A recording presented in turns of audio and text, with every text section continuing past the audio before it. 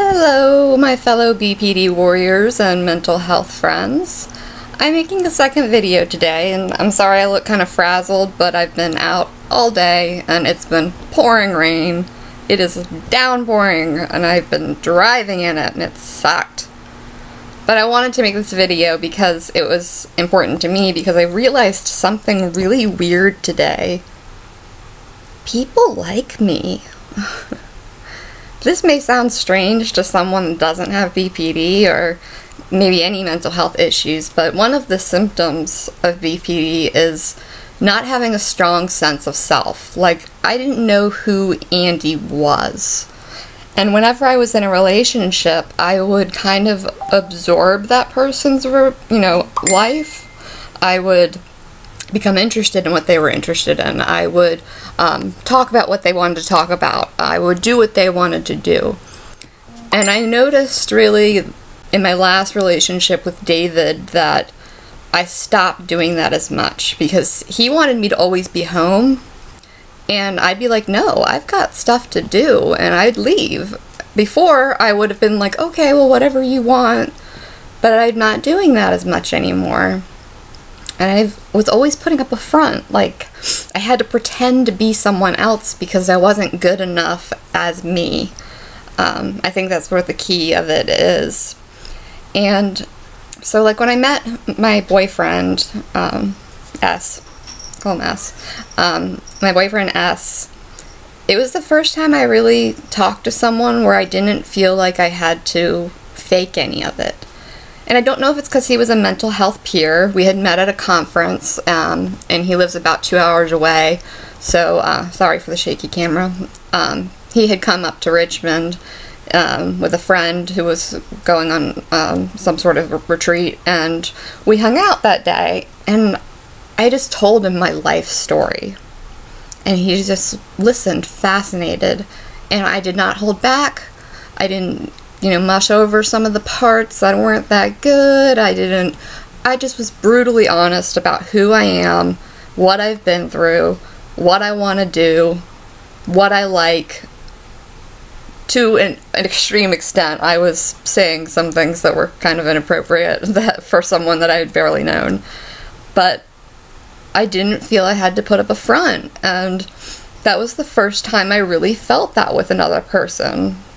Even like family members, I still feel like I have to put up a certain air of Andiness that they're used to.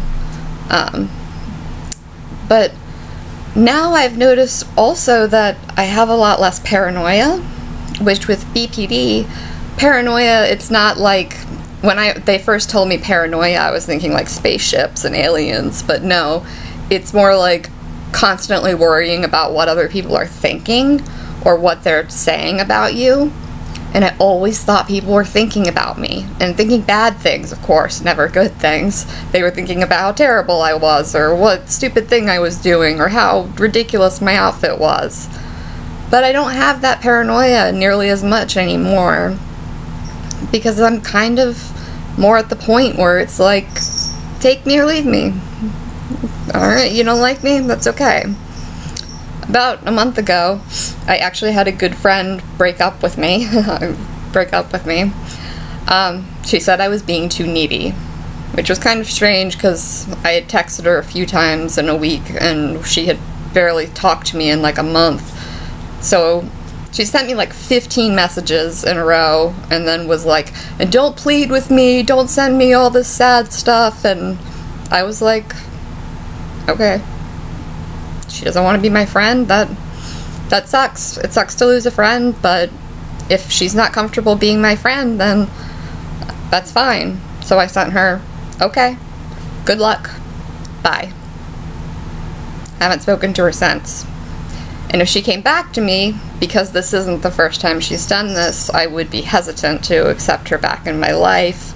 But if it had been the first time, I might be a little more positive about it.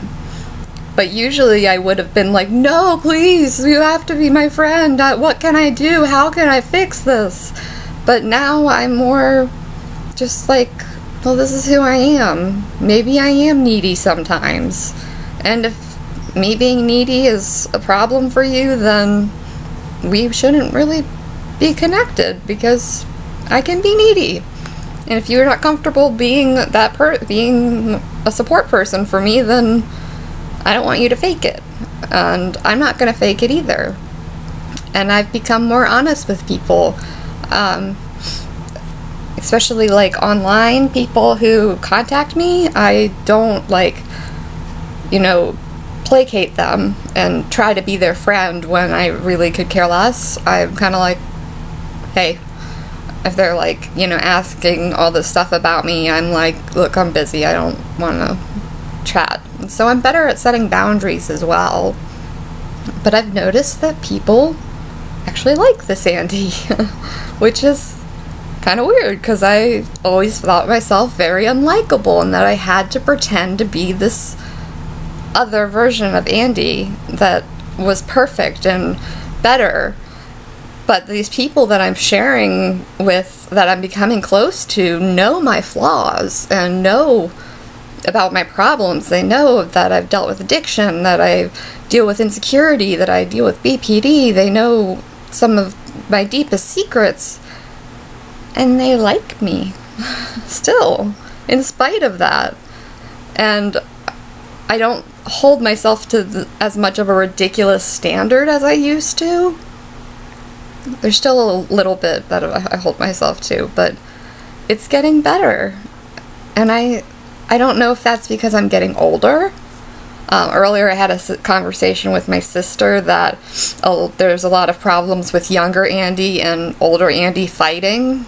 Like, when I listened to pop music, younger Andi was like goth and punk and hated pop music. No, you can't listen to that. While older Andi kind of likes it, dances to it, sings it. And then younger Andi's like, what are you doing? Stop that.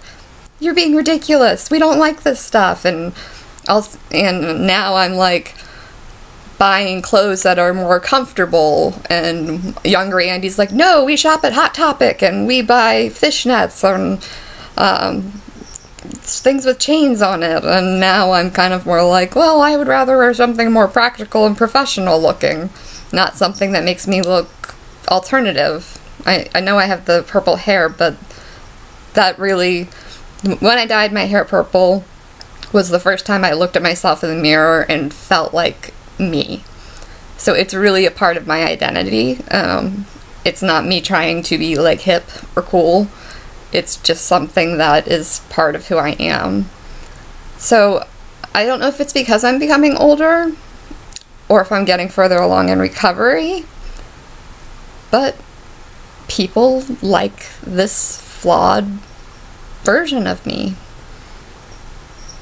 People are okay with it, and they respect me, and they listen to me. I did want to say, today I had a really nice speech because in my treatment section I talk a lot about DBT. Well, the people in the group, no one seemed really interested in the borderline thing, so I was like, guys, I usually talk a lot about DBT here, which is treatment for borderline. Is anyone here BPD? And if they are, I'll talk about it, but if not, let me talk about what my treatment plan is now. And everyone was like, no, and they were like, there was a girl earlier, and I'm like, okay, well, let me talk about my treatment plan now, which was not scripted. And so I did it totally off the cuff, and it wasn't totally nerve-wracking. I wasn't stuttering with my words like I am right now, but I was able to just talk normally with them, and it was a very good casual group.